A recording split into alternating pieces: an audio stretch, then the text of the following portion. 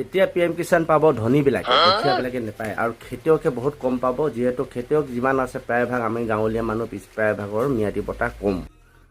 নমস্কাৰ বন্ধুসকল, আজি আপোনালোকৰ ওচৰত দুটিমান কথা সুধিম বুলিহে আহিলোঁ মই। বিশেষকৈ এতিয়া শুনিছোঁ আমি যিবিলাকে আমাৰ গাঁৱলীয়া মানুহে যিটো আমাৰ PM কিষাণ পাই আছিলে, তো PM কিষাণ পোৱাবিলাকৰ বোলে এতিয়া ম্যাদী পট্টা লাগে। তো চৰকাৰে দিলেহে ম্যাদী পট্টা পাম, হয় নাই কওকচোন বাৰু। আৰু লগতে এতিয়া বহুত দিনৰ আগত এটা আঁচনি আনিছিলে বসুন্ধৰা বুলি, কিন্তু বসুন্ধৰাত আপোনালোকে পালেনে কোনোবাই বসুন্ধৰা নামত পটা? আমাৰ গাঁৱতো পোৱা নাই ইয়াত। কিন্তু মই পিছত গম পাইছোঁ, শুনিছোঁ সেইখন বোলে চৰকাৰীহে আঁচনি আছিলে, চৰকাৰে নিজে বোলে পটা বনাবৰ কাৰণে সেই বসুন্ধৰাটো নিৰ্মাণ কৰিছিলে। কিন্তু আমাৰ গাঁৱৰ মানুহ কোনো পোৱা নাই।